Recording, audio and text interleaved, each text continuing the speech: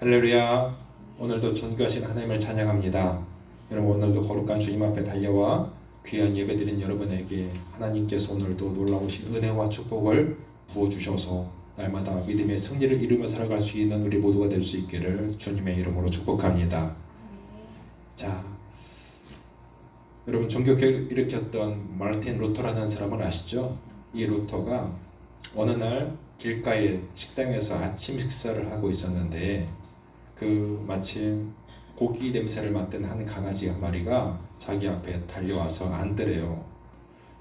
그리고선 계속해서 그 밥을 먹고 있는 루터를 바라봅니다. 왜 바라보겠어요? 뭐 하나 얻어먹을까 해서 바라보겠죠. 뒤늦게 이 강아지를 발견했던 루터가 고기를 조금 이제 주기 위해서 조금 고기를 잘랐습니다. 그리고 이 루터는 그 강아지에게 고기를 이제 건네줄까 말까 이렇게 하는데 이 강아지가 계속해서 루터의 손짓 하나에 다 시선을 두고 계속 자기 시선을 그 고기에 자기 손에 떼지 않는 것을 봅니다. 그래서 장난삼아서 그 고기를 들고 이리저리 흔들어 봐도 여전히 변함없이 그 강아지의 시선은 고기에 꽂혀 있습니다. 자, 집에 돌아온 루터는 친구에게 큰 깨달음 얻어서 편지를 하나를 썼대요. 뭐라고 썼냐면, 난 오늘 아침에 만난 강아지로부터 배운 것이 있다네.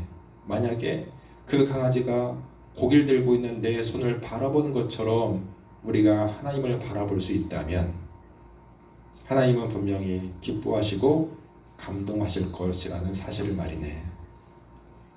여러분, 이 루터가 삶 속에서 작은 어떤 체험을 통해서 이런 고백을 했습니다. 우리는 과연 하나님 앞에 이러한 사모함이 있습니까? 우리가 하나님을 이런 마음으로 좀 바라볼 수 있습니까? 내가 어떤 상황에서도 하나님을 바라보는 시선, 그분이 나에게 어떤 말씀을 하셔도 내 시선이 주님을 향해 있다면, 그분이 나에게 어떤 것을 주고 싶으셔서 내게 손을 내미실 때 그 손을 내가 바라볼 수 있다면, 우리는 그 하나님께서 우리 가운데 더 주고 싶어서, 정말로 사랑하는 내 자녀에게 뭔가를 좀 주고 싶어서 더 주는 어떤 하나님의 은혜를 누리며 살지 않을까요? 여러분, 제가 이번 주간에 우연히 그 유튜브 한 구절을 봤는데, 거기에 연예인들이 그동안 한 십수년 지났던 어떤 영상들부터 최근의 영상들까지 그 수상소감 있잖아요. 그 연예인들이 연말에 무슨 연예의 대상이나 이런 상을 받는 그런 장면 속에서 시상대에 서서 그 수상소감을 말하는 그런 장면들, 거기에 특별히 신앙을 고백하는 연예인들의 모습을 다 모아놓은 것을 봤어요. 한 20분 되는 그런 시간 동안 수많은 연예인들이 나와서 수상소감을 말하는데, 거기에서 다 그들이 구구절절히 고백하는 것이 이 모든 것이 다 하나님의 은혜였고 하나님 앞에 감사합니다. 전부 다 하나님을 찬양하고 그 수많은 대중들 앞에서, 또 시청하는 모든 시청자들 앞에서 당당하게 하나님의 사람임을 고백하면서 나의 나된 것이 바로 하나님의 은혜였다고, 이 모든 것을 주신 하나님 앞에 영광 돌린다, 내 삶의 주인은 바로 하나님이시다, 이런 고백을 당당하게 하는 모습들을 바라보면서 참 저 은혜를 누렸어요. 이 사람도 이렇게 믿음이 있었구나, 내가 전혀 생각지 못했던 이 사람들도 하나님의 은혜를 누리며 사는 하나님의 백성이었구나, 이런 것들을 저는 많이 경험하면서 참 그 안에서 그들이 그런 고백을 할 수 있었다는 것은 아무나 할 수 있는 건 아닌 것 같아요.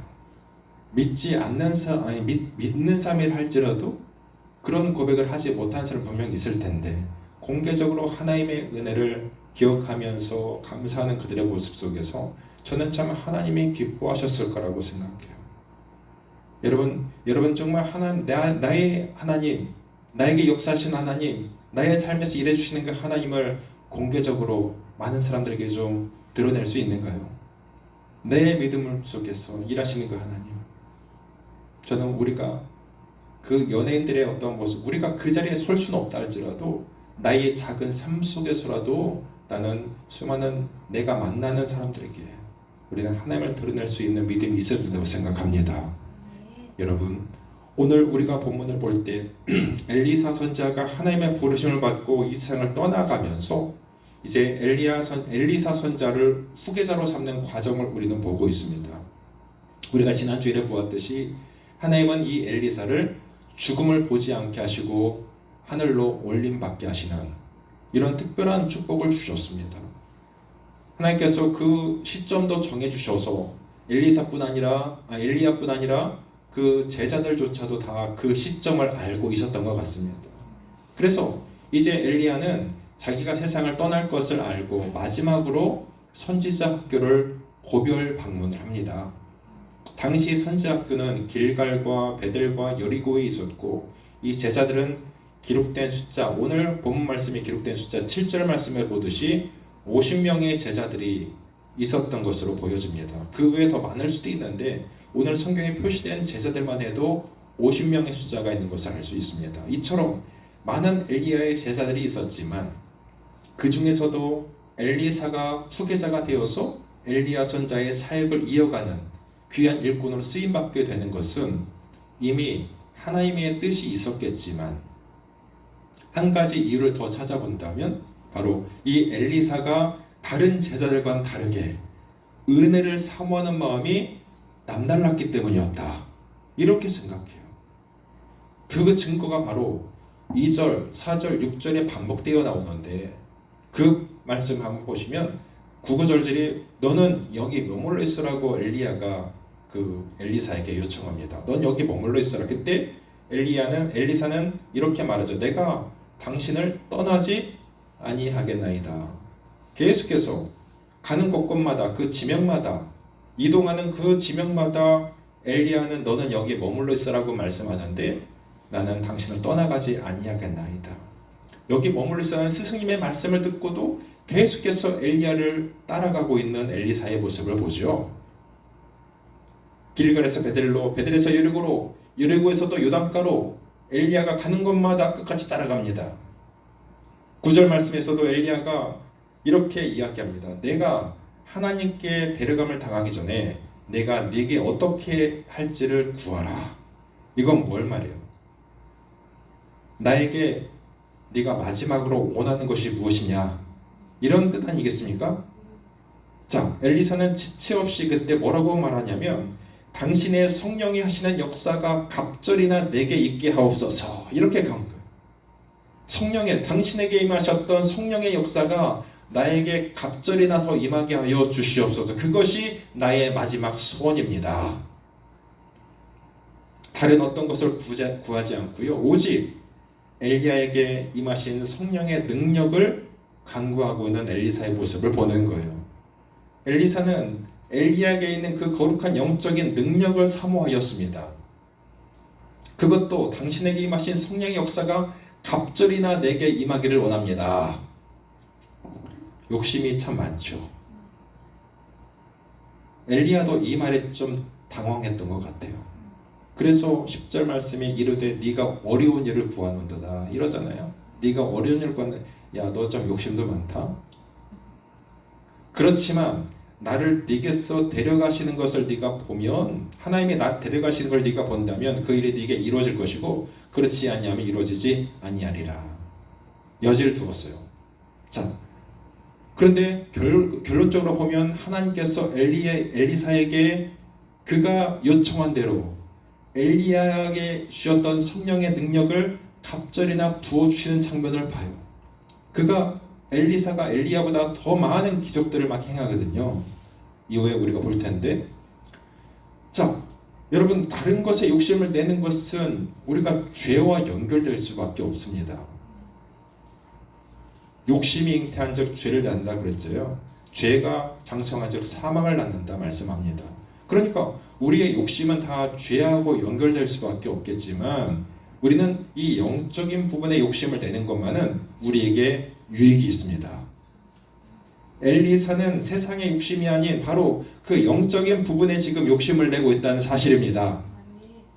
자, 그 성령의 능력을 얻기 위해서 엘리야를 떠나가지 않았습니다.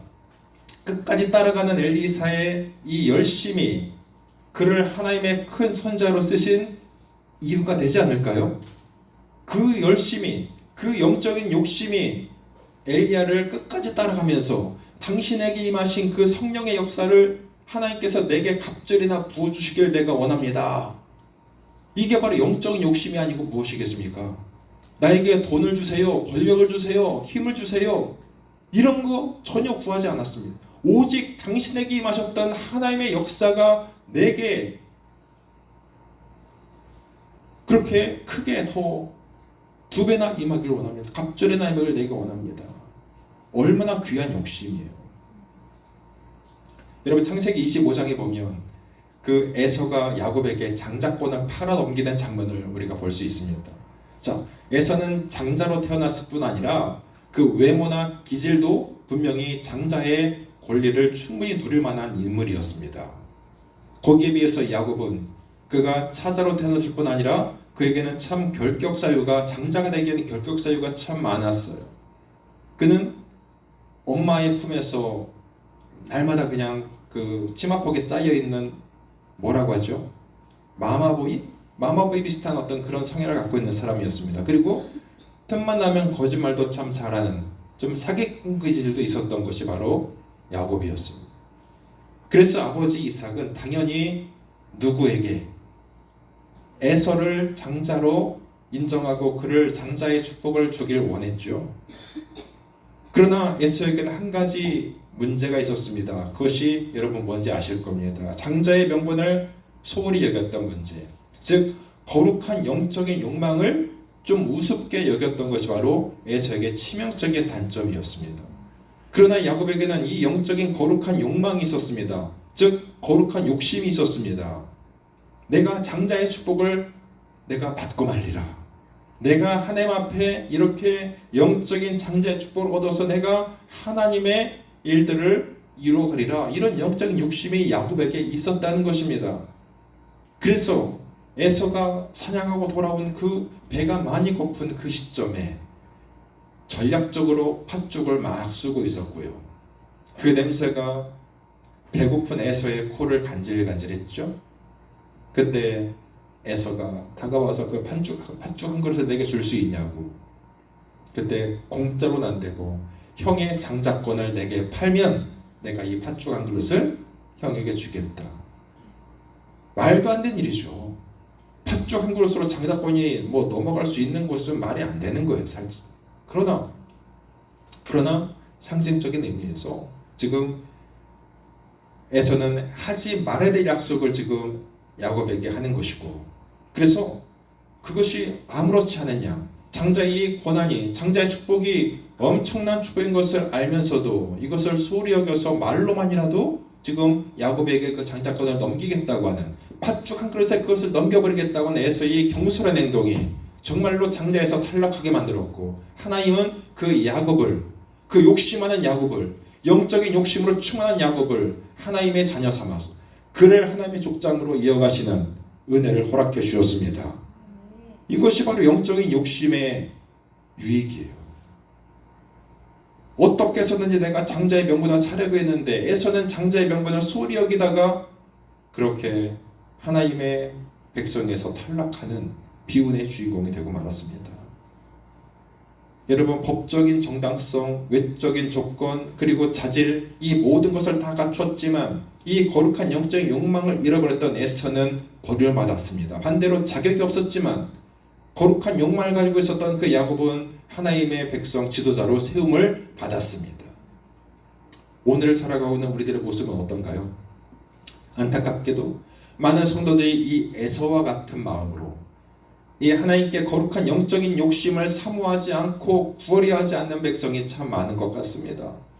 엘리사처럼 이 갑절의 영광을 구하면서 적극적으로 주님의 뜻을 이루어드리고 능력 있게 살기보다는 그저 적당하게 신앙생활하면서 연약함을 그냥 가지고도 전혀 이 연약함을 어떤 하나님의 그 능력으로 바꾸려는 어떤 노력도 없이 그럭저럭 살아가는 인생, 성도들이 참 많다는 것입니다.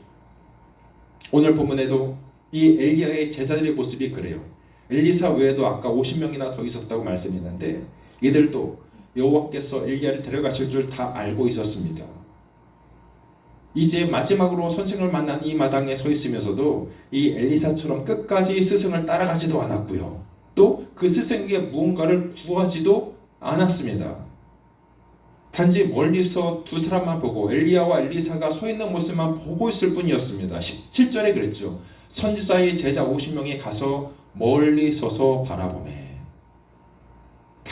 이 구체적으로 단적으로 지금 여기서 50명의 제자들은, 다른 제자들은 멀리 서서 그냥 스승을 바라보기만 할 뿐이었습니다. 그러나 그 엘리야 옆에는 누가 철석까지 붙어 있어요? 엘리사만 철석까지 붙어서 그 영적인 능력을 내가 사모하는 마음으로 끝까지 엘리야 옆에 붙어 있었던 엘리사. 그 엘리사와 이 50명의 모습은 분명히 영적인 욕심 부분에 있어서 큰 차이를 보이고 있는 것입니다. 오늘 우리가 빠지기 쉬운 잘못 가운데 하나가 이런 열심이 없는 모습인 것 같습니다. 여러분, 초대교회 이 라오디게아 교회에 주셨던 그 말씀같이 미지근해서 뜨겁지도 아니하고 차지도 아니한 적당하게 신앙생활하려 미지근한 신앙으로 일관된 우리들의 모습들, 이것저것 많은 것들을 감당하기가 싫어서 두려워서 작은 교회는 섬기려 하지도 않고 열심을 내려 하지도 않습니다. 기본적인 신앙생활에 만족하고 더 이상의 시간이나 물질과 능력을 투자하려고 하지 않는 성도들, 주님을 닮아가기 위해서 성장하고 성숙하려고 애쓰는 노력하는 간절함도 없습니다. 그저 그럭저럭 그냥 파묻혀서 그냥 썬데이 크리스찬으로 관여하는 거 싫어하고 뭔가 시키는 거 다 거부하고 이렇게 그럭저럭 신앙생활하는 이런 참 성도들이 우리 주변에 얼마나 많은지 몰라요. 저는 지난 주일에 참 하나님이 저에게 많은 그런 감동을 주셨던 것 가운데 하나는 우리 좋은 자매의 헌신을 통해서 제가 많은 감동을 했었어요. 좋은 자매가 지금 하나님 앞에 귀한 예물을 올려드린 예물 가운데 자기의 첫 월급을 하나님 앞에 1원도 자기 것으로 망치지 아니하고 하나님 앞에 올려드렸던, 밤새 그 어려운 그런 시간에 야간 근무하면서 했던 그런 대가를 하나님 앞에 첫 월급으로 또 올려드렸던 그 귀한 믿음을 보면서 저도 그런 경우가 없거든요. 저도 그렇게 해본 적이 없어요. 그런데 귀한 딸의 믿음을 보게 하시고 또 마음에 손을 이루고자 하시는 그 하나님의 그 자녀를 향한 하나님께서 과연 그 모습을 얼마나 기뻐하셨을지 정말 저는 큰 감동이 있었어요. 그 마음속에 소원을 이루시는 하나님께서 분명히 우리 좋은 자매의 삶을 통해서 영광을 받으시고 그리고 더 좋은 길을 열어줄 거라고 저는 믿습니다. 여러분, 우리도 엘리사처럼 성령의 역사가 갑절이나 임하기를 구해야 될 줄로 믿습니다. 하나님께서는 이런 거룩한 욕망을 가진 사람을 쓰시는 거예요. 주님을 바라보고 주님의 은혜를 사모하고 거룩한 욕심을 갖고 주님의 일을 감당하는 사람들을 찾고 계시다는 겁니다. 다른 조건은 다른 일보다 부족해도 좀 자격이 좀 없다 할지라도 거룩한 욕심만 있다면 하나님은 그 거룩한 욕망 위에 기름을 부으셔서 저들을 하나님의 백성으로 지도자로 세우시고 하나님의 뜻을 이루어 가실 것입니다. 그래서 시편 기자는 그가 사모하는 영혼에게 만족을 주시고 줄인 영혼에게 좋은 것으로 채워주심이로다 이렇게 고백하고 있습니다. 사랑하는 여러분, 세상의 욕심을 채우는 것으로만 만족하지 마시고 영적인 거룩한 욕심을 품는 것에 열심을 내보시길 바랍니다. 성령의 충만함을 사모하고요, 주님의 능력을 사모하고 그 능력으로 내게 주어진 하나님의 일들을 감당하며 살아갈 수 있기를 바랍니다. 그렇다면 엘리야 선자가 왜 당신의 성령이 임하시는 역사에 갑절이나 내게 있기를 구했을까요? 그 이유가 있을 겁니다. 먼저는 시대가 엘리야 때보다 배나 악하기 때문에 시대를 이기기 위해서 그는 성령의 충만함을 더 구했을 겁니다. 엘리야가 사역했던 그 시대보다도 지금 엘리사의 시대의 북이스라엘 상황을 살펴보면 정말 사회적으로, 도덕적으로, 종교적으로 부패가 극에 달했던 시대였습니다. 극심한 부정부패가 난무했고 또 여러 가지 현실적으로도 그 빈부격차가 너무나도 심했던 시대였고, 그리고 재판장들조차도 돈으로 매수당하여서 정말 가진 자들에게는 그들이 유리한 재판으로, 없는 자들에게는 전혀 얼토당토하는 그 해를 입히는 이 재판장들이 난무하였고, 우상숭배는 어떻습니까? 우상숭배는 완전히 바알과 하나님 그 사이에서 그들이 혼합주의로, 하나님도 아니고 온전히 어떤 바알에 더 종속되어서 살아가고 있었던 그 영적인 혼합주의, 그것이 팽배했던 시대, 그것이 바로 엘리사가 사역했던 시대의 모습이었습니다. 시대가 배나 악하기 때문에 엘리사는 하나님 앞에, 하나님, 내가 이 시대에 우리가 사역하면서 하나님께서 주시는 영적인 능력이 배가 되지 않으면 저는 사역을 감당할 수 없겠으니 내게 성령의 능력을 갑절이나 부어주시옵소서, 이렇게 간구했다는 것입니다. 여러분, 우리 시대의 모습 같지 않습니까? 엘리사의 시대, 바로 우리들의 모습과 똑같이 닮아 있습니다. 이런 시대, 정말로 하나님의 영광이 땅에 떨어지고 자기의 의로 살아가기 좋아하고 수많은 우상과 또 거짓 선자가 난무하고 있는 이런 시대, 세상은 과학적으로는 살기 좋아졌지만 사람들의 영혼은 더욱더 피폐해져가 있는 이런 시대,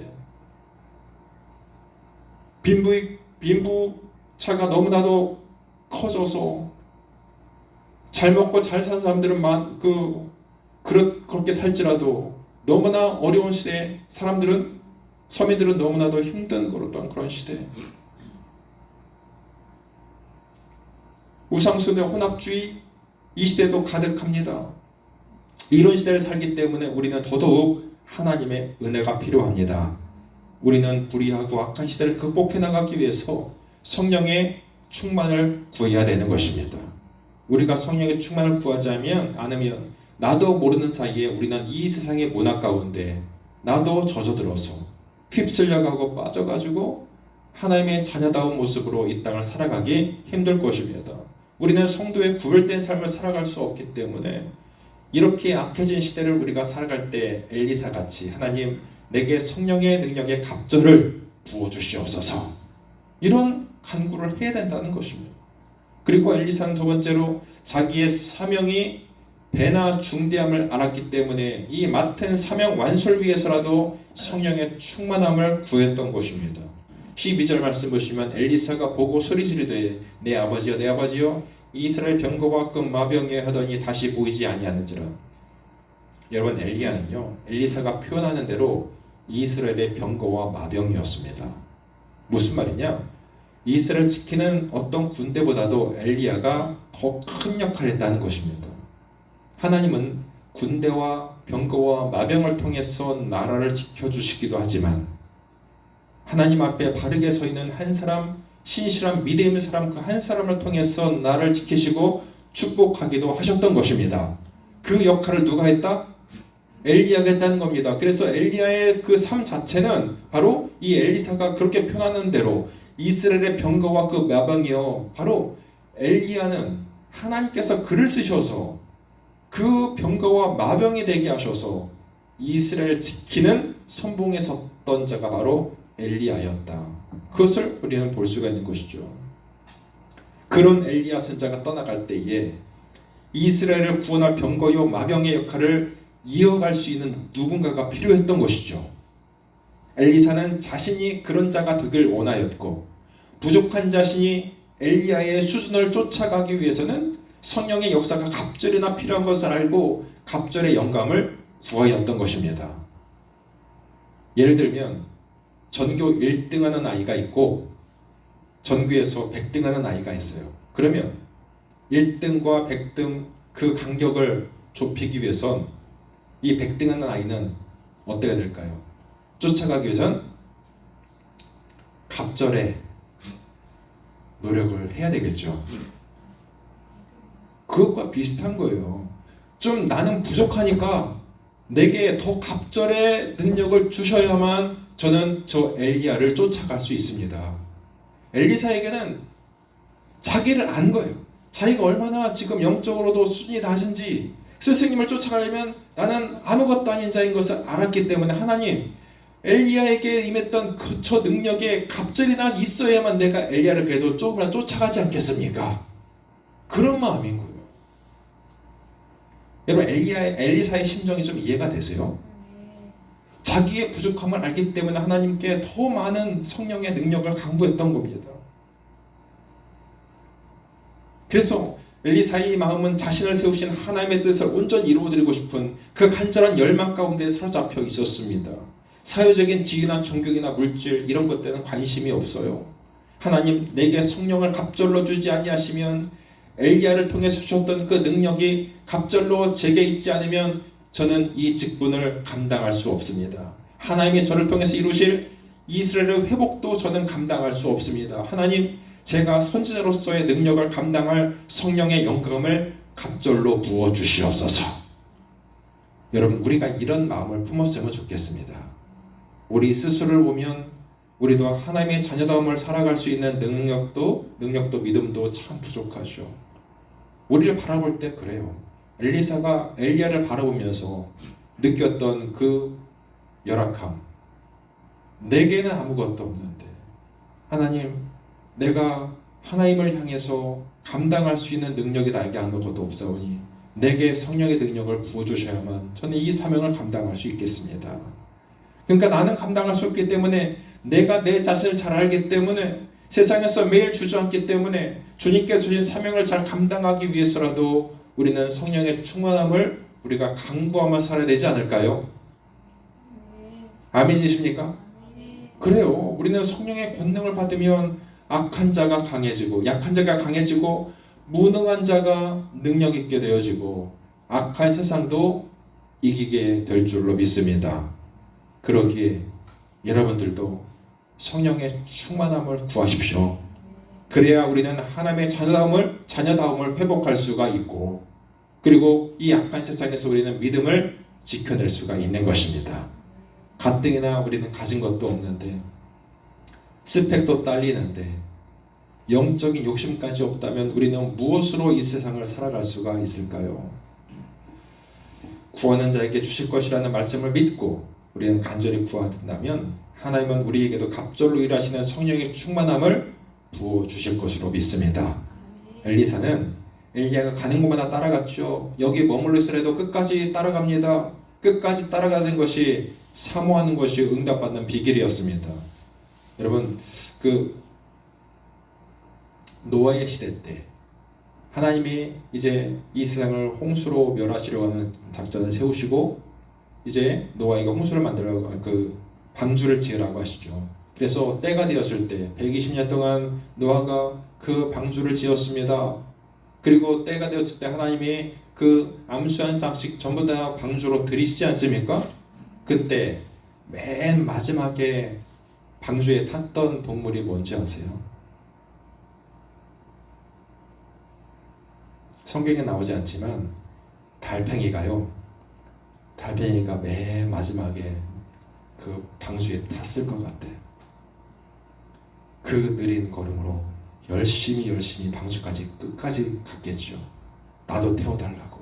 끝까지 달팽이는 기어갔을 것입니다. 그래서 달팽이는 강한 끈기로 방주에 도착했다는 말이 있어요. 달팽이가 방주에 도착할 수 있었던 것은 바로 끈기가 있었기 때문이었어요. 인내는 참고 견디어내는 것을 말합니다. 하나님의 거룩한 영적인 은혜를 힘입기 위해서는 우리는 때로는 인내가 필요합니다. 주님께서도 끝까지 견디는 자가 구원을 얻을 것이라고 말씀하셨습니다.